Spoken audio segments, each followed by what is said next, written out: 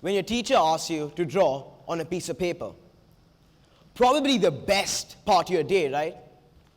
Now fast forward a couple years later.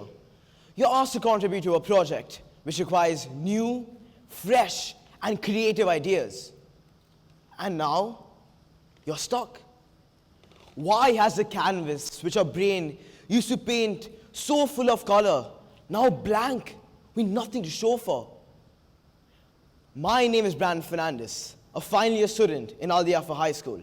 And like a lot of you here, art has always been a challenge for me. When I was a kid, I was critiqued for bad handwriting, and my drawing abilities were nothing better. But as I grew up, I dwelled into different realms of art, music, and philosophy. That's where I came across a quote by the greatest artist to ever live, Pablo Picasso. Every child is an artist. The problem is to remain one once they grow up. Picasso's words resonated with me because where does this problem arise? The most obvious answer? Boundaries. The boundaries we impose on ourselves as we grow up. An over-the-top idea is called absurd. An idea not the correct way is not expressed. Bit by bit, slowly but surely, our creativity dies down. This constant criticism is catalyzed by the development of a brain where certain regions build which are responsible for impulse control, mental filtering, and social awareness. This causes creativity to lose its originality and dwell into the pit of repetitiveness. The fear of society, the need to conform, even extends to the most simplest situations. Here's an example. Here's a blank apple. What color would you fill it in? Black, gray, yellow, red? I heard green, I've heard red. That's for whoever likes green apples. Most of you here would say red, for the sole fact that apples are red. But also, if you said any other color like black or yellow, you'd be met with negative reinforcement. Why is that? There's nothing wrong in being wrong. It's either a learning curve or a different approach. Building onto the idea of society putting creativity down, we are sometimes pushed by our parents to go into more technical fields rather than artistic ones. This inadvertently narrows the perception of what creativity can achieve. And it shows how powerful creativity can be. Society pressures us in even societal pressure conforms to even beyond just career choices.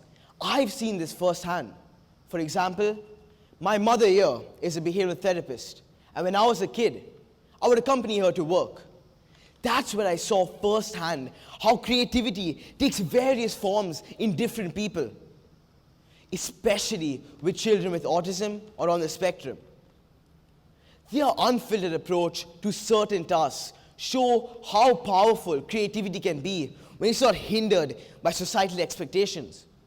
A NASA study highlights this actually. When tested, children aged 3 to 5, about 98% were labeled creative geniuses. Amazing, right? People aged 10, 30%.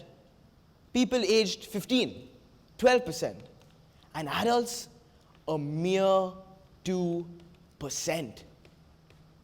The purpose of this talk is to bring awareness to the micro behaviors that we might be doing to ourselves or to our peers that might be putting creativity down. But most importantly, how do we become more creative? Firstly, just do it. A lot of us here yearn to learn an instrument, sing a song, compose a poem. So why don't we just do it? Even if we aren't good the first time, the second time, the third time, or even the 20th time, so what? That's the point. To become good, to become great. And even if that mastery doesn't come the first time or after several attempts, the real value lies in the process itself. The joy, the growth, the exploration. Improvement is greatness on its own.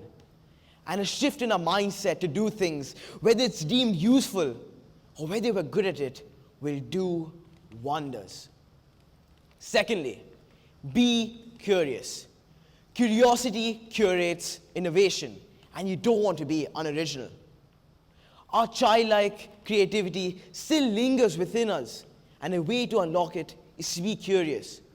Question why, ask how, deepen your understanding, obsess over the world, and see how your mind's wings flutter. And last, but probably the most important message of this segment, is to not be afraid. Successful ideas are a back and forth of failure and rejection.